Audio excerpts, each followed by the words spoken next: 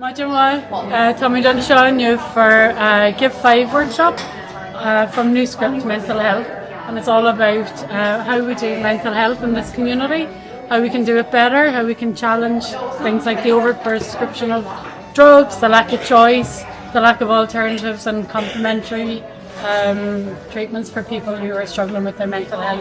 And this community has struggled a lot and continues to struggle, so we're basically starting a conversation and getting people talking about how we can do things better together. Michaela. People sometimes need medication and it helps people, but what we have at the moment, what Colleen said, is in the last 20 years, fourfold increase. So in the last 20 years, antidepressants have gone up like this, but help in other ways has gone down. So we're looking yesterday, we asked the department for a list of the GP practices that offer counselling. Every year they're hemorrhaging counsellors. A lot of people don't even know. Many people here knew that their GP has a counsellor. So it's the best kept secret.